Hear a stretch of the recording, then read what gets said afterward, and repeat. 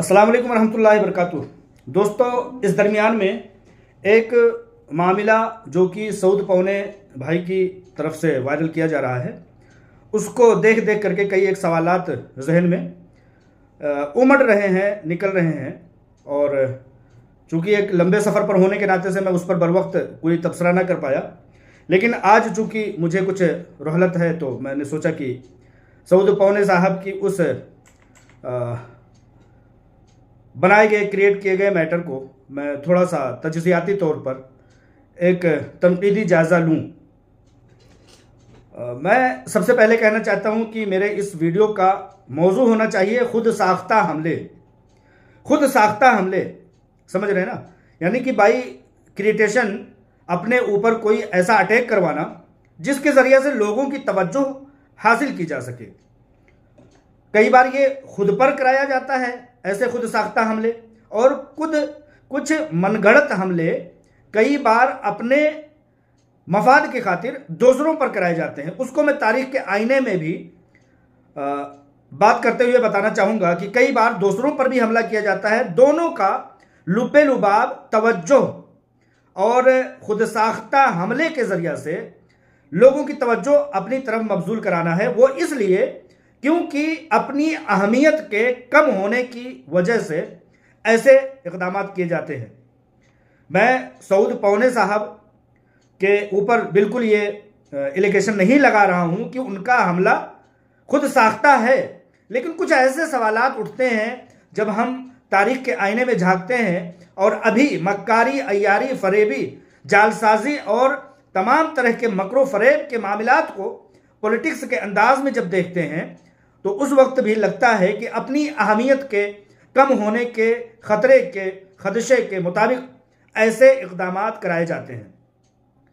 मैं सबसे पहले तारीख़ के आईने में आते हुए अहसनुल क़सस हज़रत यूसुफ़ अलैहिस्सलाम का वो वाक़या नोट करना चाहता हूँ, माखज़ के तौर पर बताना चाहता हूँ। लुब्बे लुबाब कुछ यूँ होता है कि तमाम 11 भाई आपस में, 10 भाई 11 भाई जितने भी होते हैं, आपस में जब ये देखते हैं कि वालिद मोहतरम यानी कि हज़रत अय्यूब अलैहिस्सलाम, हज़रत याकूब अलैहिस्सलाम की तवज्जो हमारी तरफ नहीं है, तो वो खुद साख्ता हमले का एक प्लानिंग करते हैं और हज़रत यूसुफ़ अलैहिस्सलाम पर हमला करने का एक फ़रेब गढ़ते हैं ताकि हज़रत यूसुफ़ अलैहिस्सलाम के ऊपर जिस तरह के तवज्जो उनके वालिद हज़रत याकूब अलैहिस्सलाम की मिलती है, वो तवज्जो वो हज़रत यूसुफ़ अलैहिस्सलाम के ऊपर से हट करके दीगर 10 भाइयों पर पहुंच जाए।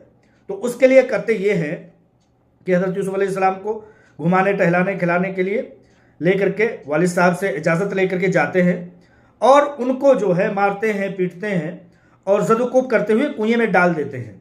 खुद साख्ता हमले का एक छोटा सा वहाँ पॉइंट ये होता है कि वो लोग अब इस कहानी को, इस मनगढ़ंत खुद साख्ता हमले को क्या रंग देंगे, क्या रूप देंगे, उसके लिए वो हज़रत यूसुफ़ अलैहिस्सलाम की कमीज़ को लेते हैं और जा करके वालिद साहब के पास, अपने हज़रत याकूब अलैहिस्सलाम के पास पहुँचते हैं रोते धोते हुए और कहते हैं कि हम तो बर्बाद हो गए, हमारे ऊपर वैल हो, तमाम तरह की बर्बादी हमारा मुकद्दर हो, हम अपने भाई, अपने यूसुफ़ की जो है हिफाजत नहीं कर सके, भेड़िए ने उसको खा लिया। हज़रत याकूब अलैहिस्सलाम समझ जाते हैं कि ये इनका खुद साख्ता फ़रेब है, झूठ है, मकर है, ये खुद साख्ता हमला है। क्योंकि ये अगर हमला सच होता और भेड़िए ने हज़रत यूसुफ़ अलैहिस्सलाम को खाया होता तो आया उनकी कमीज़ भी फटी होती, उनके कपड़े पर कुछ ना कुछ तो चोट आई होती, गीला हुआ होता या खून का कुछ धब्बा होता। ठीक एक चीज़ इस बात की यहाँ पर दलील है कि मेरे सामने वो फ़ोटो जो हमारे सऊद पौने साहब ने वायरल किया है वो मेरे सामने है।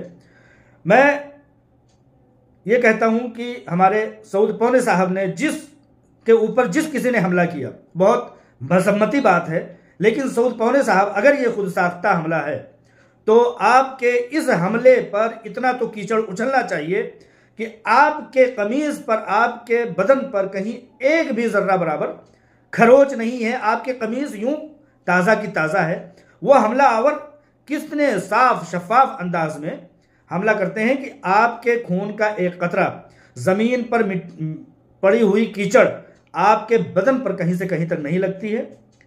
आप शायद अपनी प्लानिंग में यहाँ पर भूल जाते हैं। दूसरी बात, सऊद पौने साहब चश्मा लगाते हैं, हमलावर आते हैं और कहते हैं सऊद साहब हमें आपको पीटना है, हमें आपको कूटना है, आप अपने चश्मे को कहीं साइड में रख दीजिए, हम आपको कूट लें। उनके चश्मे को भी बिल्कुल कोई भी गजिंद नहीं आती है। एक पॉइंट ये भी आता है, सॉरी थोड़ी सी, सऊद पौने साहब के ऊपर हमला होता है, वो ऑफिशियल ड्रेस में होते हैं, वो जाते हैं सबसे पहले नहाते हैं, धोते हैं, सारी चीज़ों को क्लीन करते हैं, कपड़ा बदलते हैं और आकर के फिर पट्टी और मरहम लगवाते हैं, इंजेक्शन भी लगवाते होंगे टेटनस का, क्योंकि ऐसे वक्त में ऐसे इक़दाम करने पड़ते हैं। जबकि अगर इतनी कम चोट थी तो इनको सबसे पहले थाने जाना चाहिए था, कानूनी कार्रवाई करवाना था। इस तरह से एक और भी सवाल मेरे सामने है कि सऊद पौने साहब, आपको अगर आपके ऊपर हमला हुआ, आपने अपने दोस्त से पट्टी नहीं कराई, ऐसा मैं नहीं कहता हूं, आपको सबसे पहले उन जख्मों की फोटोकारी कर लेनी चाहिए, तस्वीर कशी कर लेनी चाहिए, ताकि आपके जख्म के गंभीरता को बेहतर से बेहतर अंदाज में समझा जा सके। लेकिन आपसे गलती यह होती है कि आप पहले अपने ऊपर हमला करवाते हैं, बिल्कुल भी बड़े जख्म आप बर्दाश्त नहीं कर पाते हैं।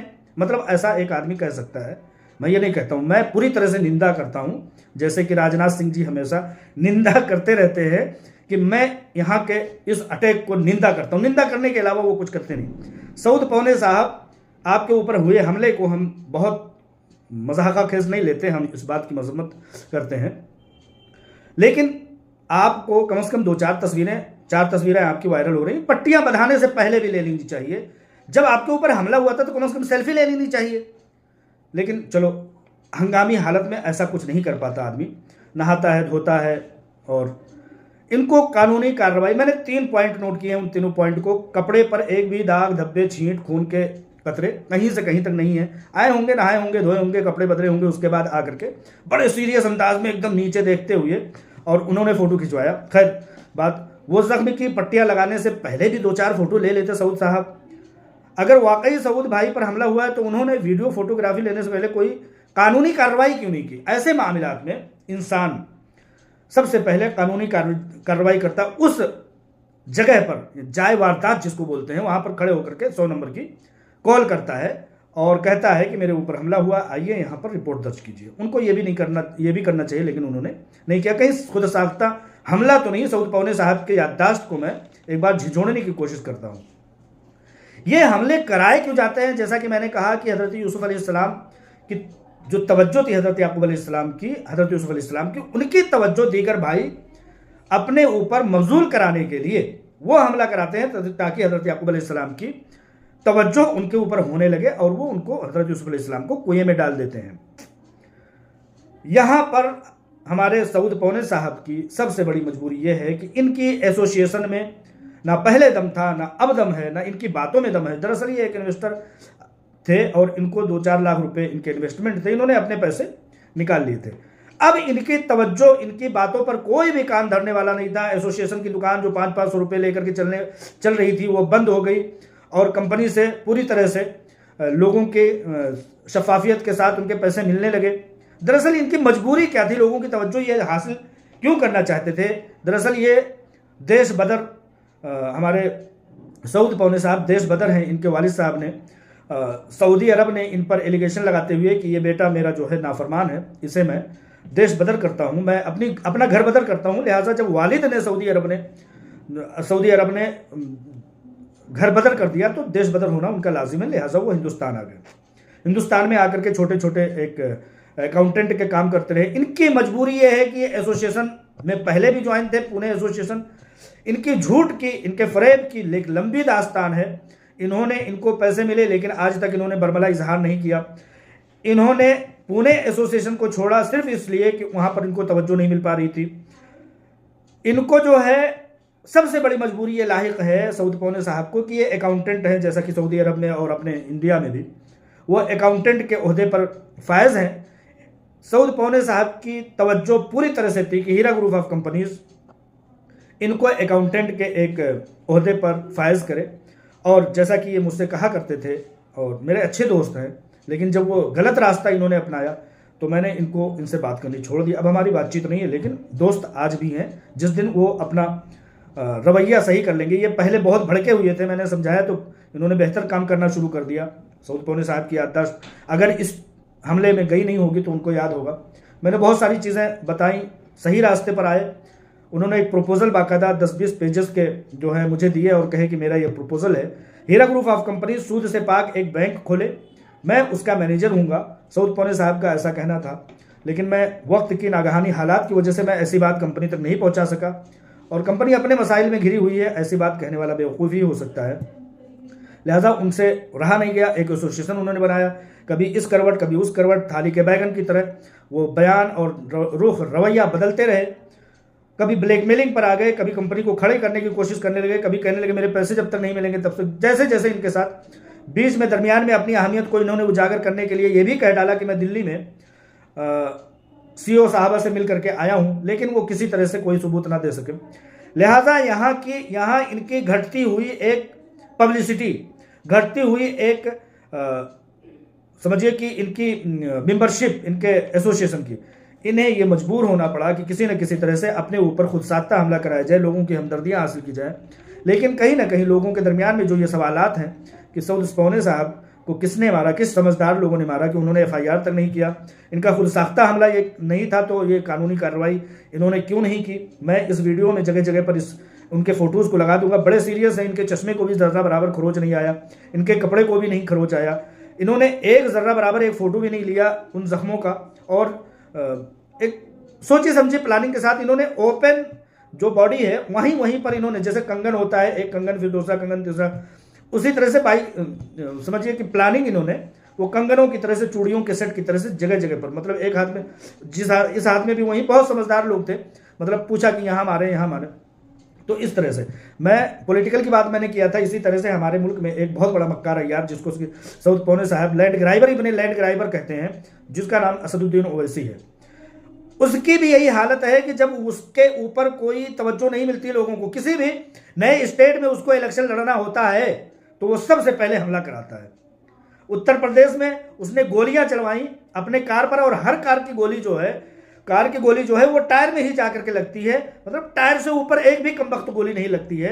असदुद्दीन ओवैसी की ये प्लानिंग हमने बहुत खुली अंदाज में देखा। और दूसरी बात, बंगाल में हमला करवाते हैं, बिहार में हमला करवाते हैं, गुजरात में हमला करवाते हैं। गुजरात की पुलिस ने तो यहाँ तक कह दिया था कि जो असदुद्दीन ओवैसी साहब जो हमले की जो रुदात बताते हैं वो फेक और पूरी तरह से मनगढ़ंत और पूरी तरह से बाइक्रेटेशन है, खुद साख्ता हमला है।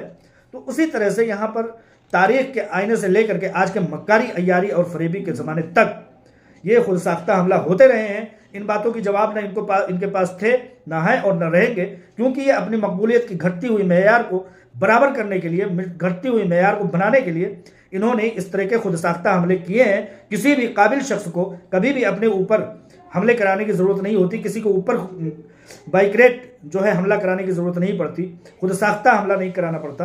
लिहाजा सऊद पौने साहब 3 बातों का जवाब देंगे कि वो हमले की रुदात उन्होंने थाने में क्यों नहीं दी, कपड़े पर छींटे धब्बे कुछ भी नहीं लगे, उन्होंने अपने ज़ख्मों के बरहम पट्टी कराने से पहले, इंजेक्शन लगवाने से पहले क्यों नहीं फ़ोटो किया, जब एकदम से और एक भी छींटा खून का उनका नहीं निकला। ये भी अगर निकला होता तो कहीं ना कहीं तो रिस रहा होता। इस तरह से ये मक्कारियाँ नहीं चलने पाएंगी। देखिए, आप काबिल हैं, मजदूरी कीजिए, मेहनत करिए, किसी तरह से हलाल की रोटी खाइए।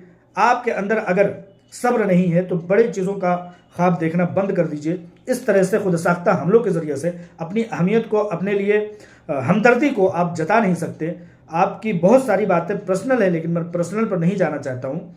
सऊद पौने साहब, आपसे गुजारिश है कि इन चीज़ों की या तो एविडेंस लेके आइए, या तो इन चीज़ों की का जवाब दीजिए, या तो ये कहिए कि आपकी खामोशी आपके ऊपर हुए हमले के खुद साख्ता होने के लिए बहुत बड़ी दलील है।